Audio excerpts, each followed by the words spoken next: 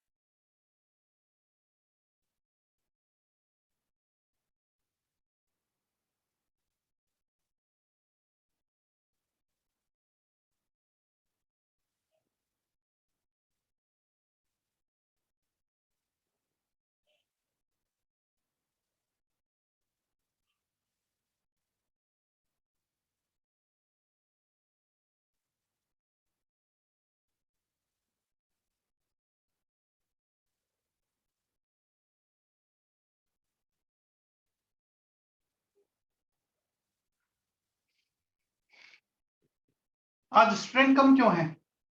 59 students हैं। First lecture में कितने बच्चे थे? इतने ही थे सर। फर्स्ट में क्यों भी आज कम क्या? थे सर।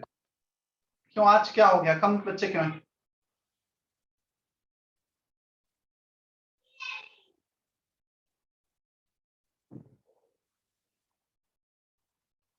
चलो होप कॉपी क्या होगा मैं एक्सप्लेन कर देता हूं। CSCl type structure. See, almost we need to learn around 7-8 different structures. ये जो ionic structures हैं, इसमें cations की positions, anion की position that we need to remember.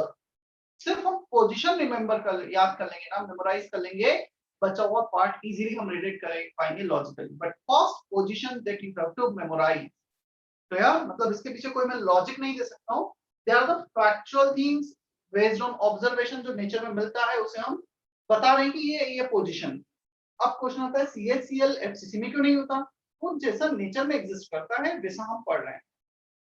Clear Preeti? Yes, sir.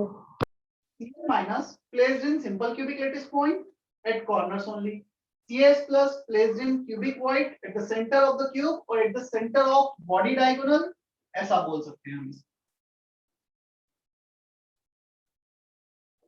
So atom को Cl minus को रखा corners पर और Cs plus को रख दिया at the centre of body.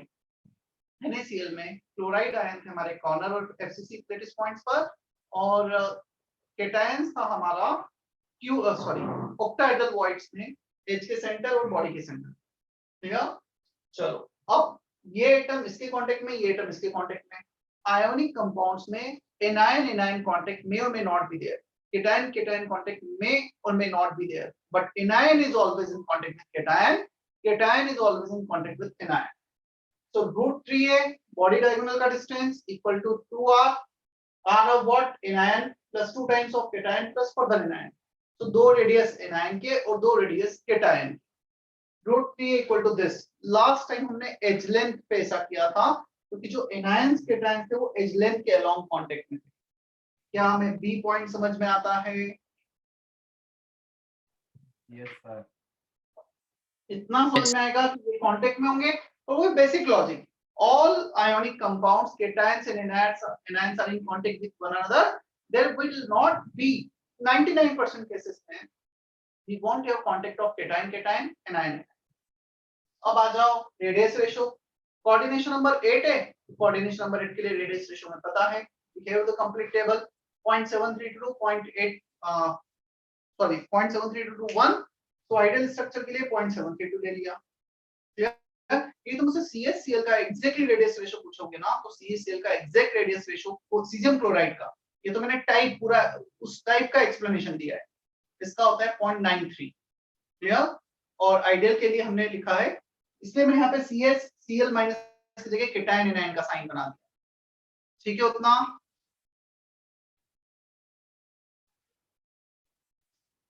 अब हम आते हैं Z effective of Cl minus is 1, Z effective of CS plus is also 1। Simple cubic है तो Z effective 1 आना ही है, क्यूबिक वॉइड सिंगल वॉइड है उसका भी 1। क्लियर? तो 8 into 1/8, 1 into 1। मुझे बताओ क्या हम यहाँ पे ऐसा बोल सकते हैं कि जो केटायंस की पोजीशन से वो एनायन की कर दें और जो एनायन की पोजीशन से केटायन की पोजीशन में कन्वर्ट कर दें? क्या बॉडी सेंटर को कॉर्नर और हर कॉर्नर को बॉडी सेंटर में कन्वर्ट किया जा सकता है क्या? ऐसा कुछ देखा है हमने पहले? नहीं। इस बॉडी डायगोनल बॉडी सेंटर से ड्रॉ करना स्टार्ट करो। ये 2 बॉडी सेंटर, 2 आगे के और 4 नीचे के, तो ये कॉर्नर बॉडी सेंटर में कन्वर्ट हो जाएगा। जहां पर भी cation is to anion ratio in case of ionic compound is 1:1, you can always interchange their position। ये पोजीशन Cl माइनस की, ये Cs प्लस की कर सकते हो जहां भी 1:1 रेशियो होता है, right? Coordination 8 for Cl minus, Cl minus का 8 कोऑर्डिनेशन नंबर 8 कैसे होगा? Surrounded by 8 cations, 1 cation, 1 corner is shared among 8 unit cell। Her unit cell का बॉडी सेंटर उससे √3a/2 डिस्टेंस सेम डिस्टेंस पे, तो इसका 8 कोऑर्डिनेशन नंबर आ गया और इसका तो 8 दिख ही रहा है हमें, और ऊपर जो 8 क्यूब्स के कॉर्नर है वो इसके कांटेक्ट में होंगे। क्या Clear है। कोऑर्डिनेशन नंबर क्लियर है सभी को? Yes sir.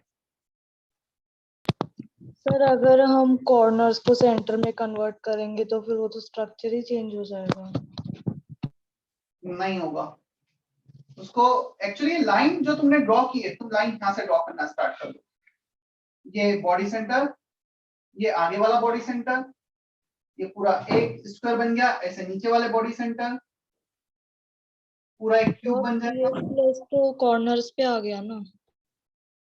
क्या अब बोलो? CS प्लस तो कॉर्नर्स पे आ गया। तो वही तो मैंने और क्या एक्सप्लेन, ये क्यों किया है मैंने, यही तो बोला है we can interchange their position. Interchange their position means you can say that CS plus is present at simple cubic lattice point, CL minus present at body center. उसी का तो एक्सप्लेनेशन है कि ऐसा हम यहाँ से ड्रॉ करेंगे तो क्या होगा। The positions of cations and anions are always interchangeable if their ratio is 1:1. Means whatever we are writing position for anion, that we can write it for the cation, and for cation we can write it for anion. अभी clear है क्या? Yes sir.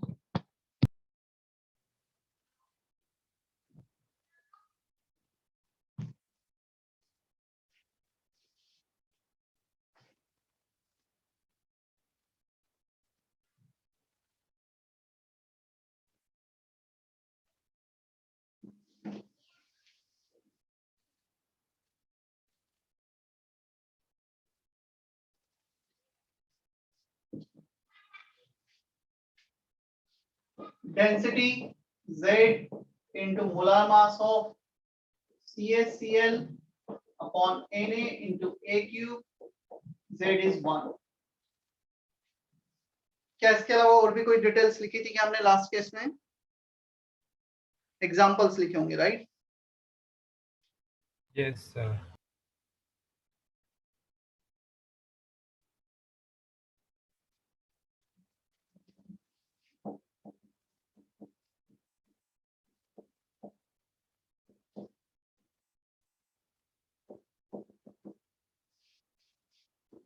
तो yes, Z तो 2 हो जाएगा ना?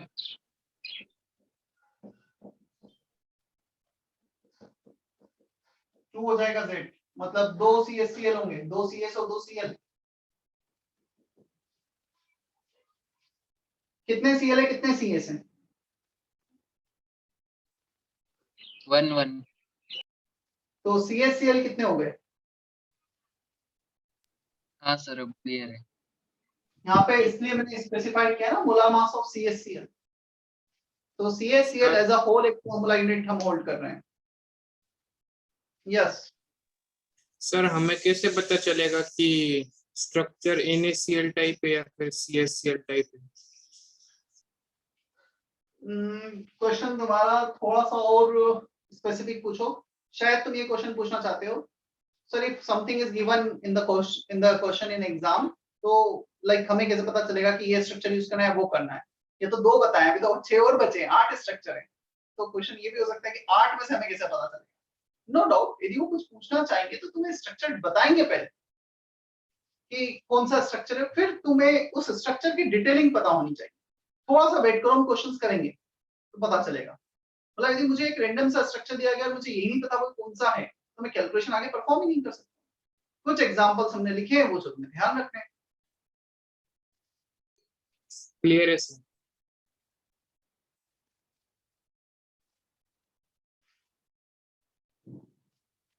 Caesium halide, thallium halide and caesium cyanide, thallium cyanide.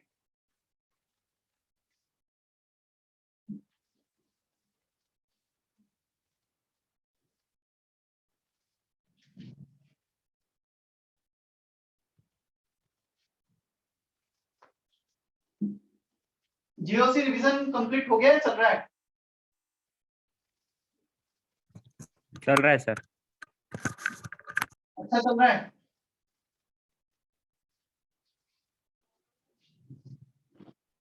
Revision जो हो रहा है, नो डाउट ये भी वो रिवीजन नहीं है कि एडवांस वाला, ये बेसिक रिवीजन है। मतलब 2 पैटर्न पे रिवीजन जनरली प्लान किए जाते हैं या किए गए हैं इस बार। एक तो एकदम बेसिक सा रिवीजन, जिस बच्चों को लगता है, जो न्यू स्टूडेंट है प्लस जिन बच्चों को लगता है कि नहीं हमें बिल्कुल भी वो चैप्टर नहीं आता है, तो थोड़ा सा फ्रेश अप हो जाएगा, उनके लिए बेसिक रिवीजन है। मतलब बेसिक चीजें कराई जाएंगी, बेसिक क्वेश्चंस कराए जाएंगे, उसके बाद तुम्हारी ड्यूटी बनती है कि तुम और भी क्वेश्चंस प्रैक्टिस कर लो, और फिर एक बार जब सिलेबस एंडिंग पे होगा तो एक एडवांस रिवीजन होगा, मतलब उसमें ज्यादा अच्छे क्वेश्चंस, हार्ड क्वेश्चंस पे प्रैक्टिस कराई जाएगी। सर हम्म, सर फिजिक्स का बहुत स्लो चल रहा है सर। अच्छा, फिजिक्स का बहुत स्लो चल रहा है, तो तुम मनीष सर को एक बार मैसेज करो। फिजिक्स से रिगार्डिंग तुम्हें कुछ भी डाउट आता है, कोई भी टीचर तुम्हें पढ़ा रहा हो, चाहे वो एसआरपी सर हो, एसकेपी सर हो, या और भी कोई टीचर हो, Manish sir is heading physics, तो तुम मनीष सर को डायरेक्टली मैसेज करो, तो वो थोड़ा तुम्हारी ओके हेल्प कर सर। पाएंगे। केमिस्ट्री से कुछ रिलेटेड आता है, you can message me directly. तो फिजिक्स से कुछ रिलेटेड आता है, तुम सर को करो, ठीक है। कि सर थोड़ा सा सिलेबस स्लो चल रहा है या रिवीजन थोड़ा स्लो चल रहा है, ज्यादा टाइम जा रहा है, तो थोड़ा फास्ट करवा दीजिए, जैसा भी हो। तो सर को जो भी अप्रोप्रिएट लगेगा वो स्टेप लेंगे, कि मुझे तो पता नहीं फिजिक्स में क्या चल रहा है अभी। ओके, चले हम आगे।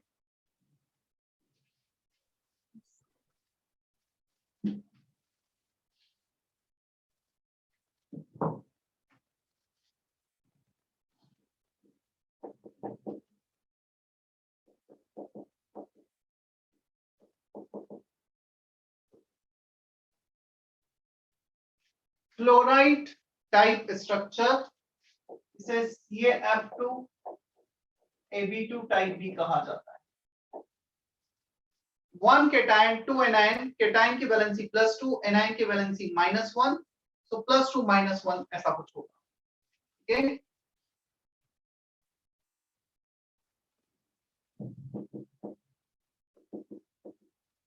Position,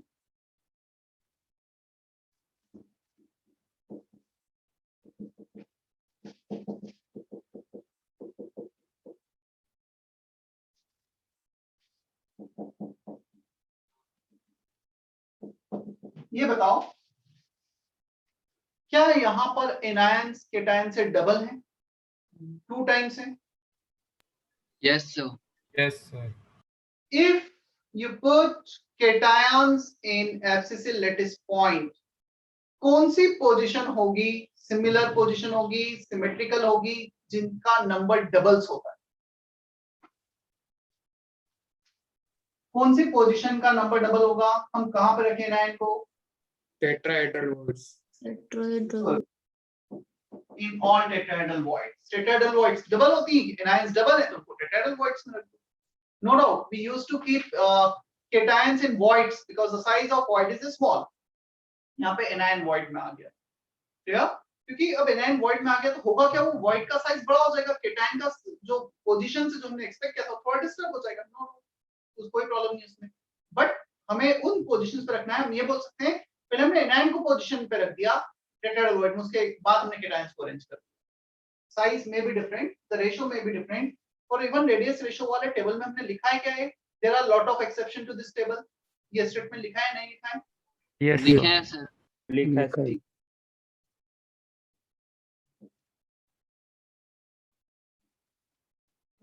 Z effective of Ca2 plus FCC lattice point में, तो FCC लेटिस पॉइंट का 4 होता है। मैं वो पूरा डिटेल नहीं लिख रहा हूँ ना हर जगह, 8 × 1/8, 6 × 1/2, ऑलरेडी FCC का पता है हमें। Effective Z effective of F minus 8, total 4 CaF2/Ab2 unit exist per unit, sir.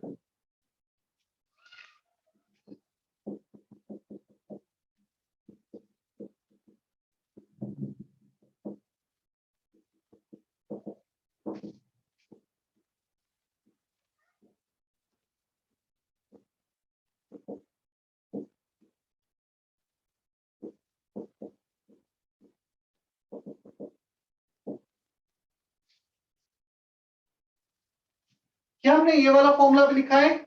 Z effective of this upon Z effective of this is coordination number of this upon coordination number of this. Cation anion का जो Z effective है वो inverse ratio No, होता है. No sir. Yes बोले, no बोले, क्या बोले? no, no sir. बोले सर.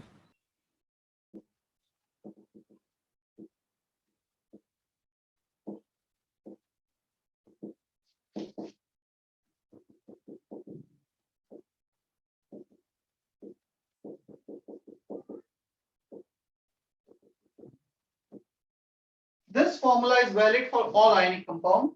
देखो, cation is always surrounded by anion. Anion is always surrounded by cation. So cation anion का जो surrounding numbers है, coordination number, वो just inverse होगा उनके Z effective का. जितने ज्यादा cation, उतना ज्यादा coordination number anion का. जितने ज्यादा anion, उतना ज्यादा coordination number cation का. So Z effective of cation, coordination number of anion, क्योंकि anion को cation cover करेंगे. तो इनवर्स रेशो होगा. ये थर्ड केस है, तुम तीनों केस में मैच कर सकते हो. मे बी पॉसिबल, ये यहाँ पे आ रहा है 4:8, ये आ रहा है 4:8. वो 4:8 is 1/2, 4:8 is 1/2. वो जो फाइनल वैल्यू है दैट विल बी सेम. मैं नहीं बोल रहा हूँ कि ये दोनों सेम होंगे, रेशो सेम होगा. इसमें तो चलो 4:8 मैच कर रहा है. तुम लास्ट केस में जाओगे ना, तो कोऑर्डिनेशन नंबर था 8:8, Z इफेक्टिव था 1:1. तो 1:1 एंड 8:8 दैट इज सेम. समझ में आ रहा है क्या बोलना चाह रहा हूँ मैं? Yes, sir. So basically the ratio is same. This value will not be same.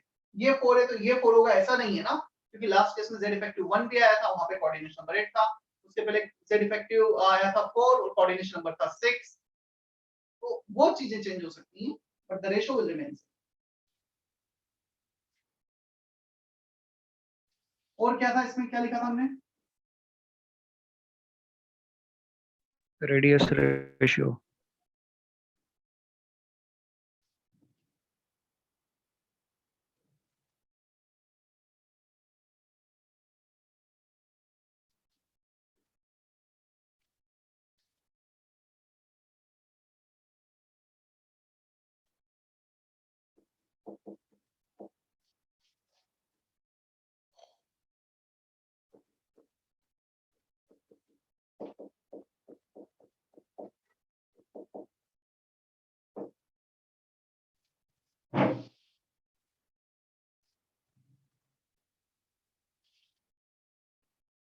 क्या रेडियस रेशियो मत लिखो इसमें, क्योंकि थोड़ा इनसिग्निफिकेंट है. वॉइड में हमने रखे एनायंस, सिर्फ इतना लिखो, relation between edge length and radius.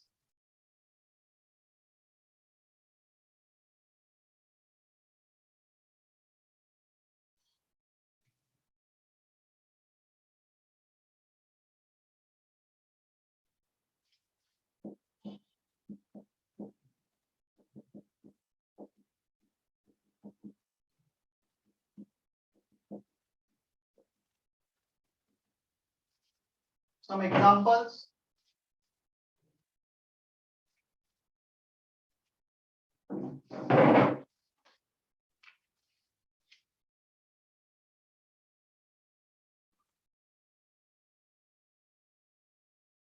दर्शना का मैसेज था, ये फॉर्मूला किसके लिए वैलिड है?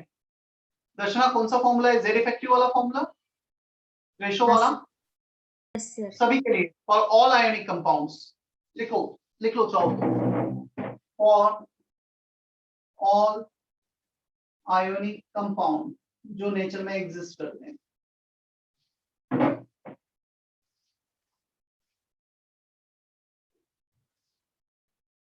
समर्थ, क्या डाउट था, क्या मैसेज है?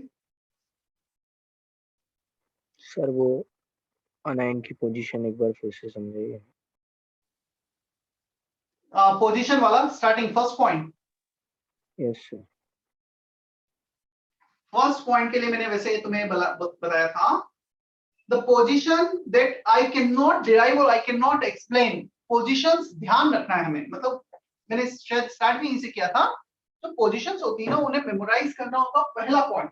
हाँ, ये तुम्हें याद रह गया ना, उसके बाद सारे पॉइंट डिराइव कर सकते हो. तुम मुझसे या किसी से ये क्वेश्चन नहीं पूछ सकते हो, सर Ca2+ FCC में क्यों आया, BCC में क्यों नहीं आया, सिंपल क्यूबिक में क्यों नहीं आया?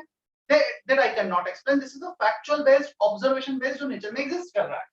तो नेचर में देखा गया Ca2 स्ट्रक्चर में एग्जिस्ट कर रहा है, अब इसके बाद ये सारी चीजें जितना भी इसके बाद का कैलकुलेशन है ये तुम डिराइव कर पाओगे if you know the position. हाँ, फिर एग्जांपल्स तुम्हें अलग से याद रखने पड़ेंगे। मतलब मैं एग्जांपल भी नहीं बता सकता कि ये एग्जांपल इसका क्यों होगा, इसका क्यों नहीं। अगेन वो नेचर में एग्जिस्ट कर रहा है, observation based. So this first thing that in all the cases you need to learn. हाँ, अब याद कैसे रखा जाए?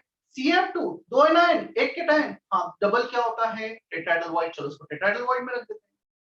तो ऐसा नहीं कि मैंने रखा है और फिर तुम्हें बता रहा हूं, सबसे पहले देखा गया है, उसे ऑन पेपर उसके बाद लिया गया कि हाँ ये फैक्चुअल है, ये ऑब्जर्व किया गया है, फिर हम पढ़ा रहे हैं। समझ में आया? Yes sir. मतलब ऐसा नहीं कि जितने भी case 1:2 cation to anion ratio होंगे वो इसमें ही होंगे, कुछ और भी हो सकते हैं। This is one set of example, right? Yes.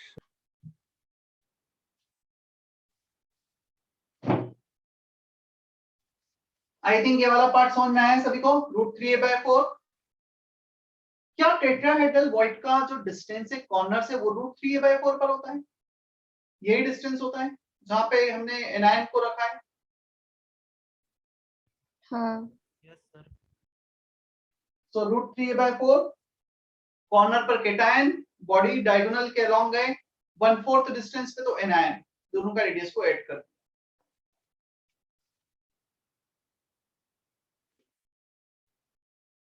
Harshvardhan क्या डाउट है, पूछो।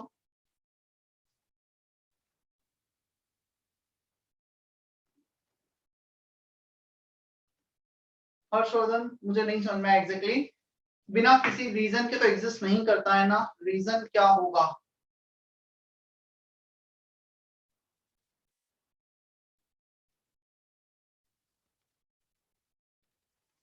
अनम्यूट तो करो हर्षवर्धन।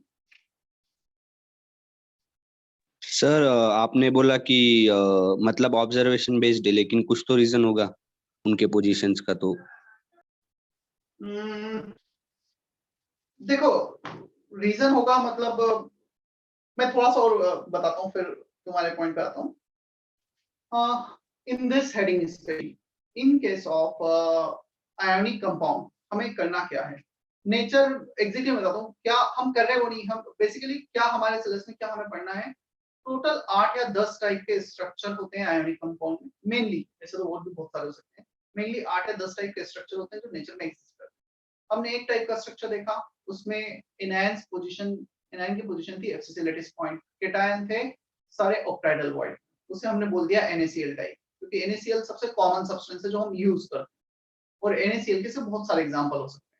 फिर हमने एक स्ट्रक्चर देखा जिसमें एनायंस थे कॉर्नर पर, केटायंस थे बॉडी के सेंटर पर, उसे हमने बोल दिया CaCl टाइप स्ट्रक्चर, क्योंकि सीजियम क्लोराइड उसमें एग्जिस्ट कर रहा था।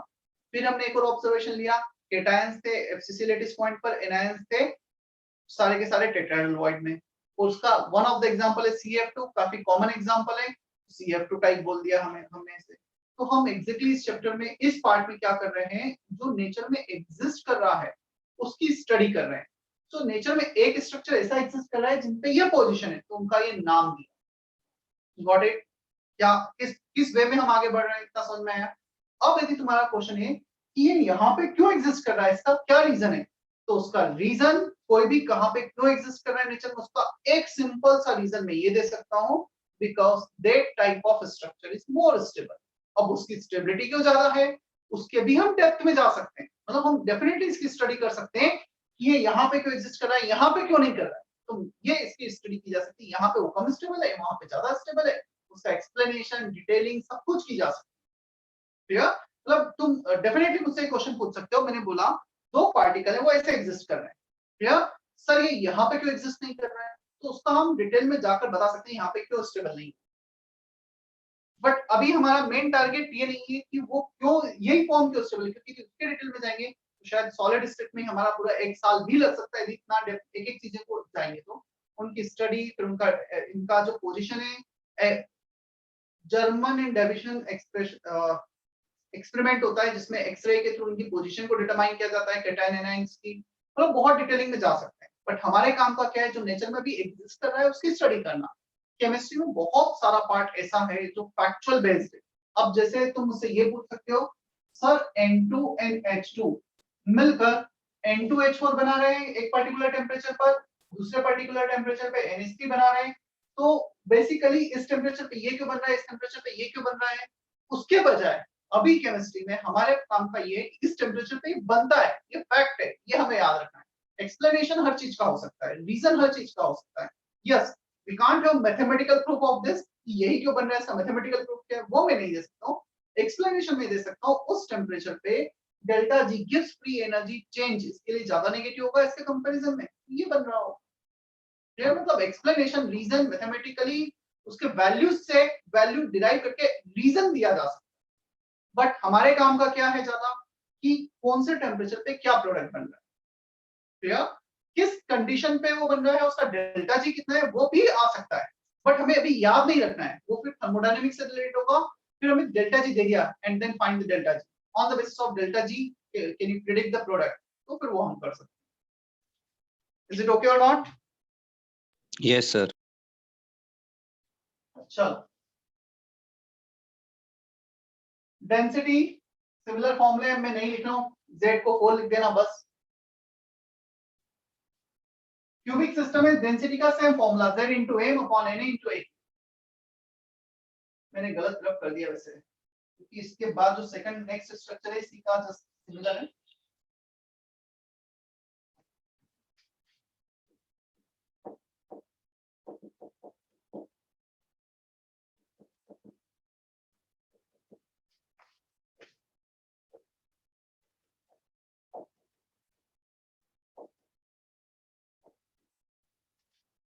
जैसे फ्लोराइड था वैसे एंटी फ्लोराइड है। How many cations to anion are present here? How many cations to anions are present here? 2:1, last case में क्या था? 1:2. तो जस्ट 1:2 का 2:1 हमने रिवर्स कर दिया है, सारी की सारी इंफॉर्मेशन फ्लोराइड से इंटरचेंज हो जाएगी। All information value of cation and anion will interchange here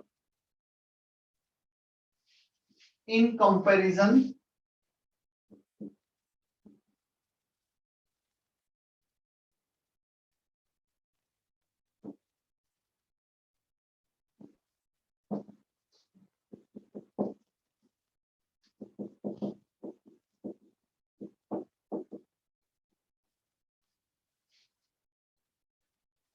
क्या खुद से लिखोगे अभी? तुम्हें सिर्फ पता है क्या करना है, last case as it is copy करना है। सर जहां पे केटायन वर्ड है या केटायन Ca2+ लिखा था वहां पे तुम्हें अब लिखना है B- आयन, क्लियर? मतलब केटायन एनायन को इंटरचेंज करके लिख दो सारे केसेस। मैं वेट कर रहा हूं।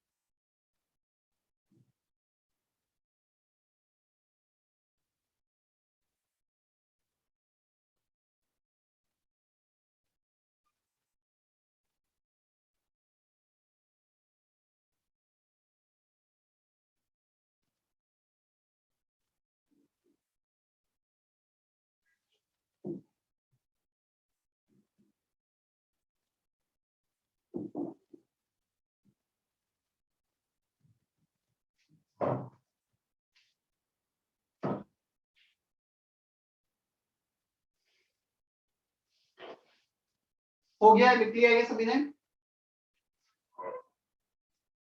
Z effective, coordination number, everything will be interchanged.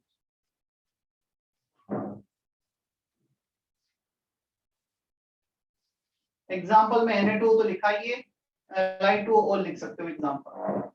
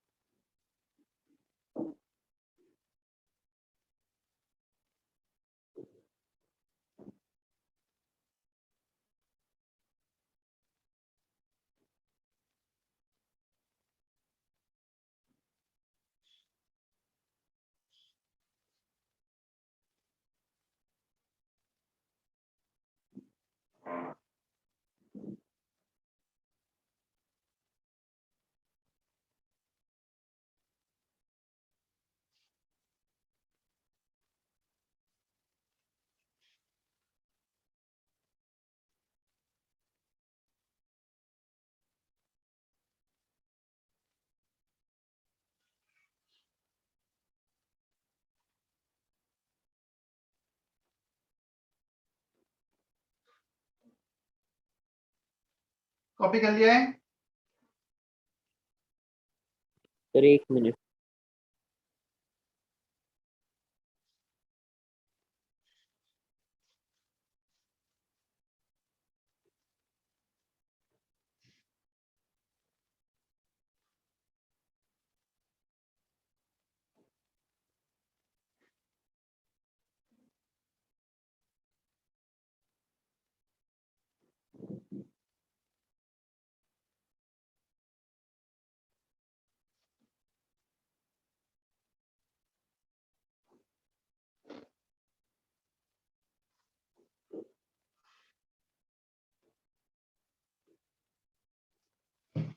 हम्म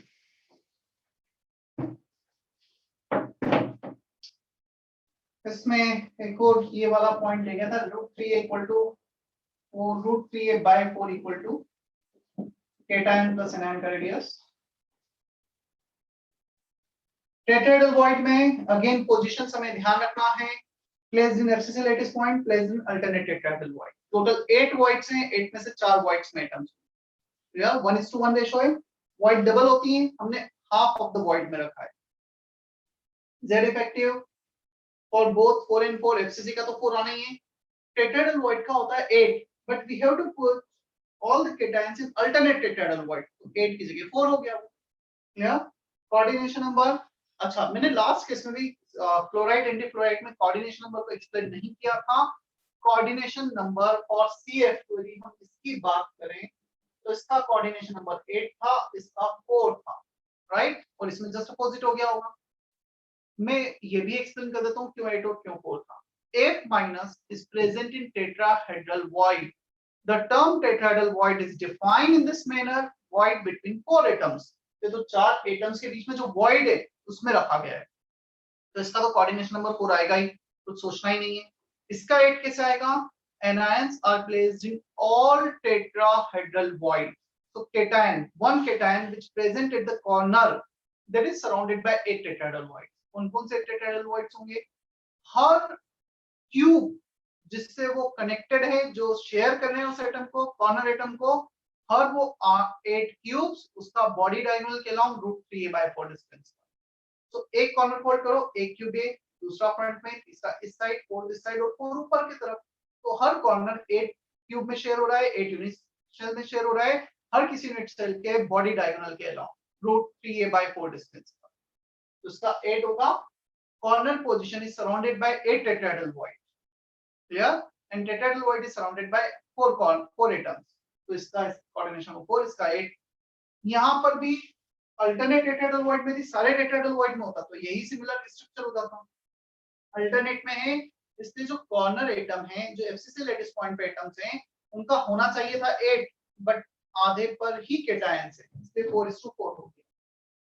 समझ में आया?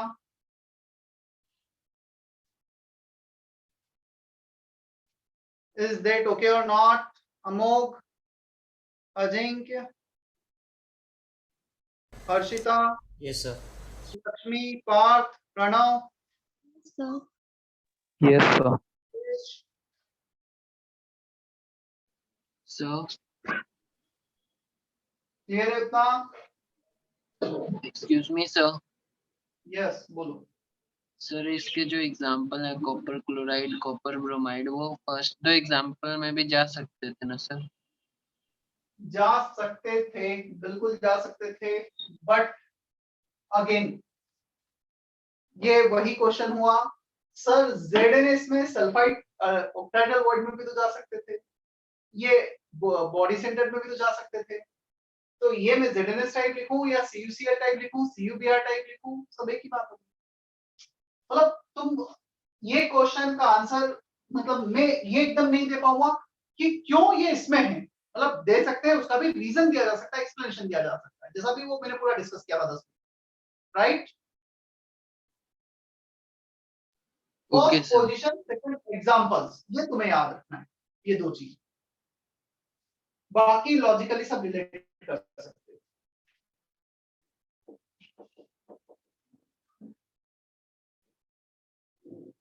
Diamond, which is an example of ZnS type structure.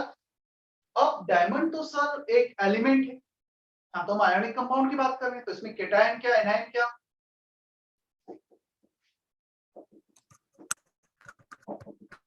Tetrahedral structure है ना diamond का।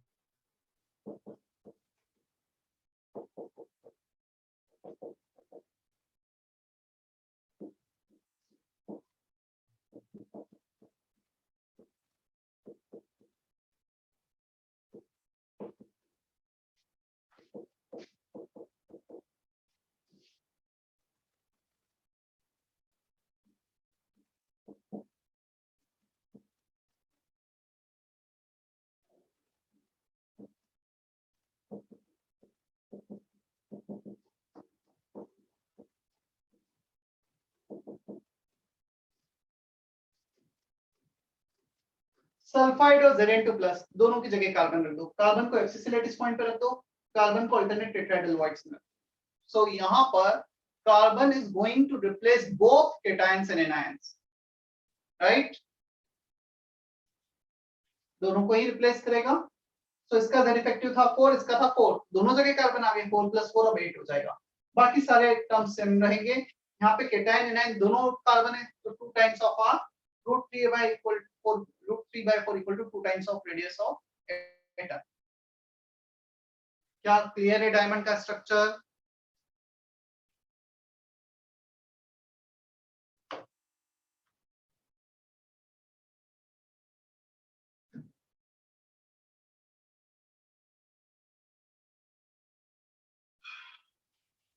चले हम आगे।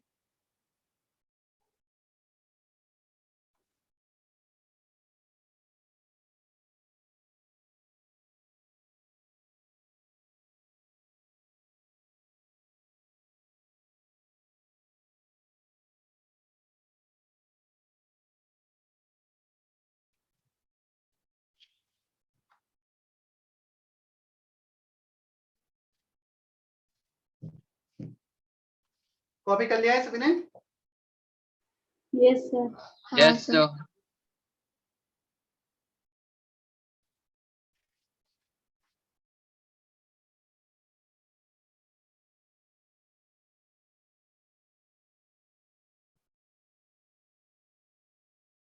नेक्स्ट है spinel and inverse spinel structure. Spinel structure again information है, कुछ बेसिक जो हमें ध्यान रखना है। Mgal2O4, इसमें एक +2 वाला केटायन, 2 +3 वाले केटायन और 4 ऑक्साइड आयन, सबकी पोजीशंस दे रखी है, that you need to remember. मतलब इसे कॉपी करना है और याद रखना है।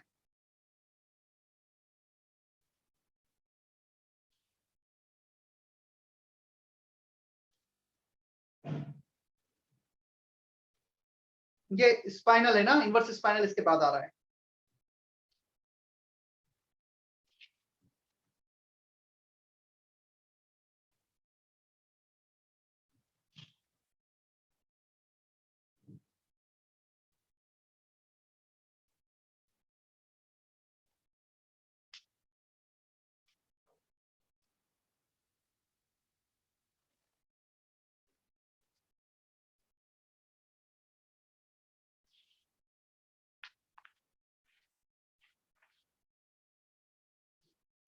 हो गया है कॉपी?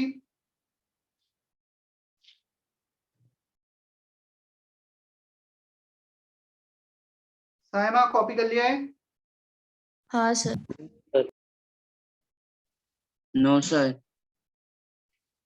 क्या करते हो, इतना स्लो क्यों कर रहे हो? 3 तो लाइन है। This is inverse spinal. क्या डिफरेंस है स्पाइनल इनवर्स स्पाइनल में? पहले ऑब्जर्व करो फिर लिखना। क्या डिफरेंस है जो तुमने स्पाइनल लिखा है इनवर्स स्पाइनल में?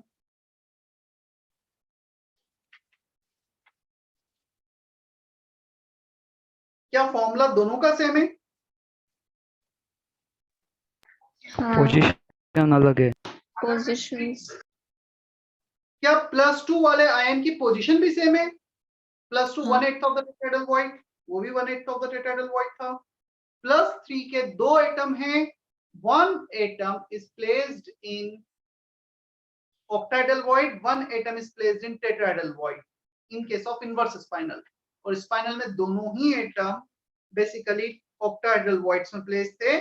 सो सिर्फ इतना डिफरेंस आया है यहाँ पर। यदि हम देखेंगे one of the cation M3+ ion जो सारे के सारे पहले सारे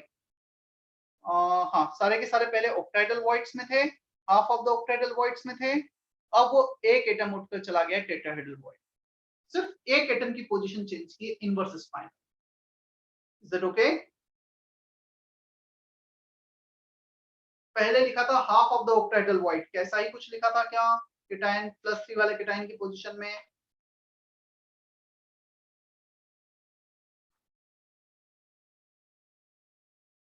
Very slight difference, only the position of one atom is changed.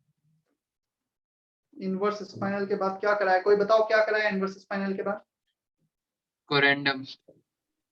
Corundum जो दिख रहा है स्क्रीन पे, स्क्रीनशॉट ले लो, कॉपी नहीं किया है तो मैं स्क्रीन शेयरिंग ऑप्शन हटा रहा हूँ।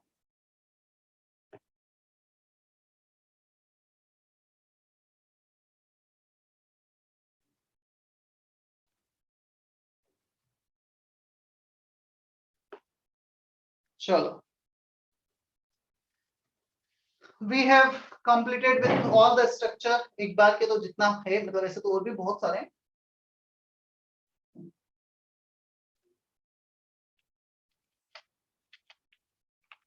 अब डाउट्स या कुछ क्वेश्चंस पहले मैं करा देता हूँ, फिर डाउट्स भी ले लेते हैं। बुकलेट सॉलिड,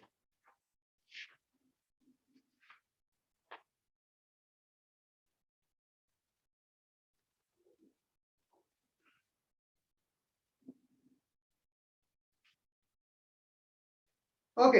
एक्सरसाइज 1 मैं स्क्रीन पे शेयर करता हूँ क्वेश्चंस। सेक्शन ई के कुछ क्वेश्चंस किए थे क्या हमने पहले कभी? No sir. ठीक है, सेक्शन ई कर लेते हैं हम अभी। I am sharing some questions on screen. Booklet के ही क्वेश्चंस हैं।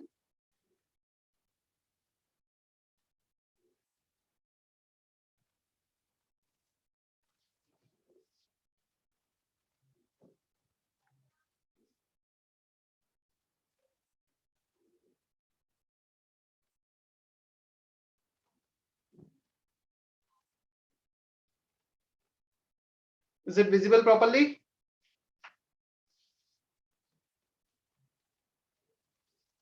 Visible or not? Yes sir. Visible sir. Okay, 8 questions, 6 minutes. I am giving you 6 minutes for this 8 questions.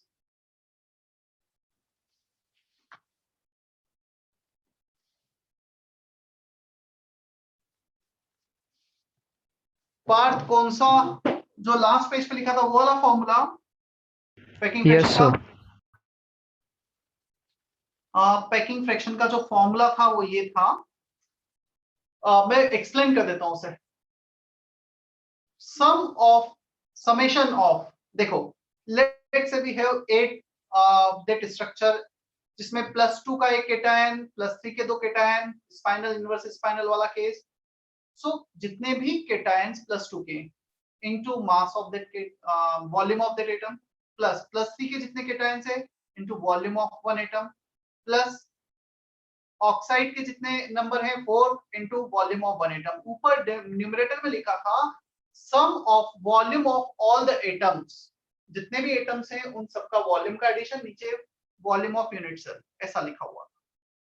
Clear? अब मैं एग्जैक्टली बताऊंगा उसमें लैंग्वेज क्या थी। तो कुछ लैंग्वेज में ऐसा लिखा हुआ था वहां पर। यदि हम एग्जैक्टली लैंग्वेज पे जाएंगे, कोई पढ़ो क्या लिखा था। सम ऑफ क्या लिखा था exactly language? Summation of number of atoms of each kind into volume of atom of each kind. Sum of number of atoms of each type, हर टाइप के एटम्स का सम हटा दो, सम मतलब अलग अलग, number of atoms of one type into volume of that atom. Clear? और सबको ऐड कर दिया अलग अलग को। समझ में आया? पार्ट नहीं आया? Yes, sir. समझ गया.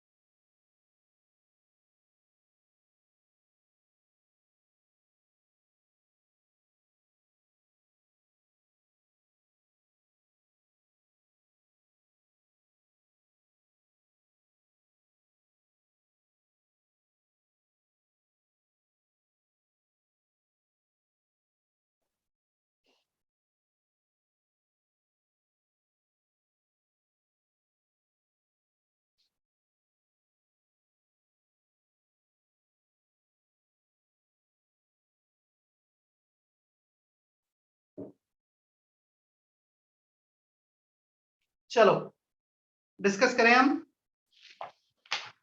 First I let you know the answers, ताकि डिस्कशन में हमें समझ में आएगा क्या करना है। सेक्शन ई था ना ये, मैं चैट बॉक्स में टाइप कर देता हूं answer.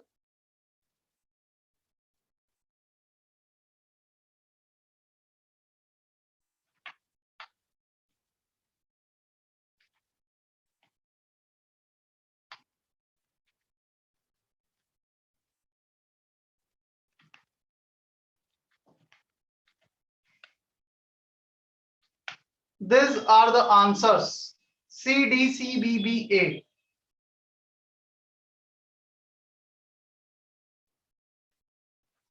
Now you can type question number in chat box which need to be discussed.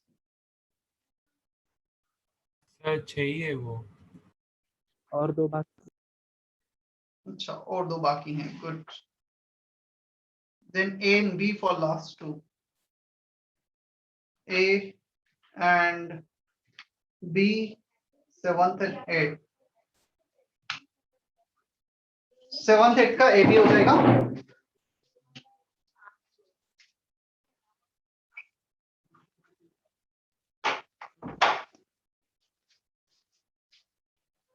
चलो कौन सा क्वेश्चन डिस्कस करना है? फर्स्ट और last. First and last. First, the radius of Ag plus ion is 126 picometer and I minus is 216 picometer. Coordination number of this radius ratio 126 by 216.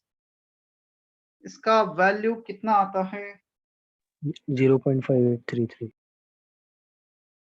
ये आता है 0.58 रफली 0.58, 0.41 से 4 से 0.732 के बीच में। क्या इसका रेडियस रेशियो वो आ रहा है जिसमें कोऑर्डिनेशन नंबर 6 होता है?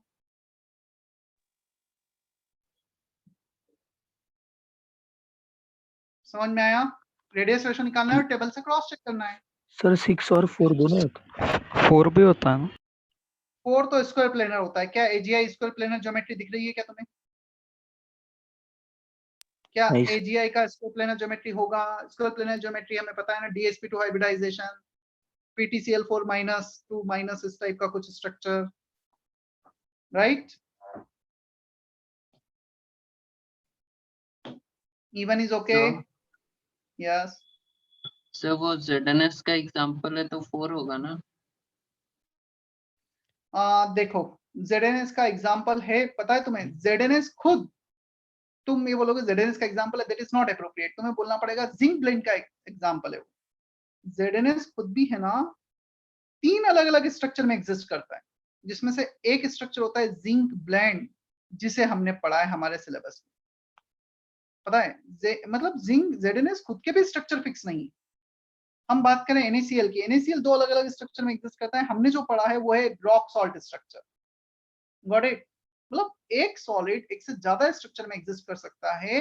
Even we can interchange one structure into another structure based on temperature and pressure. आया समझ में? यस सर यानी जो आयनिक कंपाउंड जिस फॉर्म में एग्जिस्ट करता है उसी के अकॉर्डिंग जाना है क्या? नहीं समझा मैंने, क्या फिर से रिपीट करो। जिस फॉर्म में एग्जिस्ट करता है मतलब? यानी जैसे ZNS जिंक ब्लेंड के फॉर्म में एग्जिस्ट करता है तो वहाँ पे कोऑर्डिनेशन नंबर उसका ZN का 4 आ जाएगा और यहाँ पे रेडियस रेशियो में 6 आ जाएगा। यस। और यदि हमें इस टाइप का क्वेश्चन, देखो ये जो Ag प्लस और I माइनस का दे रखा है ना, ये तो मैंने भी ध्यान नहीं दिया कि वो AgI का एग्जांपल ZNS का एग्जांपल है। मुझे सबसे पहले यहाँ पे फोकस जाएगा, वैल्यू दिया है, सो वो चाहते हैं कि हमें वो रेडियस रेशियो वाला टेबल पता है या नहीं पता है, वो जानना चाहते हैं। और पता है जो एग्जाम्पल्स है ना वो बहुत ज्यादा मैटर नहीं करते। मुझे ध्यान नहीं कि पिछले 10-15 सालों में मैंने जेई में, मेंस में, एडवांस में ऐसा कोई क्वेश्चन देखा है जिसमें एग्जांपल देके तुमसे पूछ लिया गया है कि चलो इसका कोऑर्डिनेशन बताओ। वो एग्जांपल्स याद रखने के नहीं होते, स्टैंडर्ड जो नाम है बस उतना पता होना चाहिए। अदरवाइज एग्जांपल वो एक्सपेक्ट नहीं करेंगे तुमसे कि तुम्हें याद हो। लिखा है मैंने नो डाउट, बट तुम धीरे धीरे जब पूरा बुकलेट सॉल्व करोगे तुम्हें पता लगेगा कि किस टाइप के क्वेश्चंस बन रहे हैं। सर E8 अभी करना बाकी है, inter conversion of NaCl and CaCl। चलो अब यहाँ पे आया है तो तुम लिख लो, मत लिखो, मैं लिखाऊंगा उसको क्योंकि कोऑर्डिनेशन नंबर भी एक्सप्लेन करना पड़ेगा मुझे। ये दोनों स्ट्रक्चर है ना इंटर कन्वर्टेबल होते हैं। जब तुम टेम्परेचर बढ़ाओगे 760 केल्विन से ज्यादा करोगे ना तो बनेगा NaCl टाइप स्ट्रक्चर, बैकवर्ड जाएगा। और तुम जब प्रेशर बढ़ाओगे, हाई प्रेशर पर लेकर जाओगे तो बनेगा CaCl। इसका कोऑर्डिनेशन नंबर होता है 6:6। प्रेशर बढ़ाने पे कोऑर्डिनेशन नंबर बढ़ता है जो 6:6 से 8:8 हो जाएगा, और टेम्परेचर बढ़ाने पे कोऑर्डिनेशन नंबर कम होता है जो 6:6 हो जाएगा। ये वैसे मैं लिखाने वाला हूँ, if you want you can write here. Sir yes sir जो स्क्वायर प्लेनर ज्योमेट्री होगी वो हमें बस अभी कोऑर्डिनेशन में ही देखने मिलेगी ना, अगर कोई कोऑर्डिनेशन कंपाउंड आता है तो ही चेक करनी ना हो। यस और भी केसेस हो सकते हैं, not necessary. XeF2 sorry XeF4, 2 lone pair 4 bond pair, ये भी होता है ना केमिकल बॉन्डिंग में। आया समझ में? हाँ सर।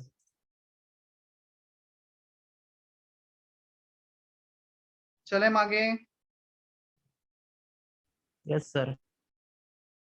7th क्वेश्चन, आर्य का क्वेश्चन डाउट है। 7th आर्य, डायमंड का स्ट्रक्चर लिखा है कि हमने half of the tetrahedral void plus FCC lattice point. कहाँ पे half of the tetrahedral void दे रखा है? फर्स्ट ऑप्शन में दे रखा है क्या कुछ 50% टेट्राहेड्रल वॉइड? Yes, sir. तो A option.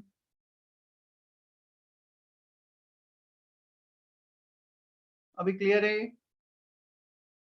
Yes, sir. Any other doubt? E6 E6 spinal structure है। क्यों बताऊं E6 बताओ मुझे, क्या स्पाइनल स्ट्रक्चर के तुम्हें पोजीशन नहीं पता है क्या? ऑक्साइड को FCC लैटिस पॉइंट पे रखा था, जो A+2 आयन है उसे रखा था हमने, कहां पर रखा था जल्दी से बता दो? 1/8 1/8 ऑफ द टेट्रा। इंफॉर्मेशन है, लेक्चर नोट्स देखो, अभी जस्ट किया है ना हमने। दर्शना चेक करो लेक्चर नोट्स पेज पलट के, yes sir क्या तुम्हें इंफॉर्मेशन मिल रही है E6 की स्पाइनल स्ट्रक्चर की इंफॉर्मेशन? मतलब इसमें आई कांट एक्सप्लेन एनीथिंग, जो इंफॉर्मेशन है वो पता होनी चाहिए। 1/8 of the tetrahedral void we need to place +2 cation और +3 केटायन को half of the octahedral void. Is that okay? yes sir clear हो गया इवन देखा जाए तो इसमें पूरे ही पेज पर सिर्फ एक इवन को यदि हम छोड़ दें जिसमें कैलकुलेशन था, otherwise E2 to E8 all questions are information based. हमें पता ही होना चाहिए जो लेक्चर नोट्स में लिखा है। क्लियर? सिर्फ पहले पार्ट में कैलकुलेशन में कर सकता हूँ रेडियस रेशो का। ओके होमवर्क डेफिनेटली अब मेरे पास टाइम नहीं बचा, जैसा होता है जनरली। होमवर्क स्टार्टिंग में डिस्कशन हो जाता है तो हो जाता है, बाद में थोड़ा मुश्किल ही रहता है फिर। तो होमवर्क हम नेक्स्ट टाइम करेंगे। कुछ और ऐड कर दूं होमवर्क में मैं? Yes, sir. कहाँ तक दिया था पार्ट पहले? 1 का ही पार्ट 1 का ही तो वही आप बच्चा क्या उसमें, मतलब ठीक है 2-4 क्वेश्चन और भी कहाँ से देना है? क्या दिया था पहले मुझे बताओ। Section ABCD exercise 2 part 1 का क्वेश्चन नंबर 15 तक, part 2 का 7 तक और part 3 का 5th। तो एक्सरसाइज 3 में से कुछ भी होमवर्क नहीं दिया ना अभी तक? सर हाँ सर नए मॉड्यूल में एक और सेक्शन ऐड हुआ एक्सरसाइज 1 में। हाँ सर, part 3 न्यूमेरिकल वैल्यू।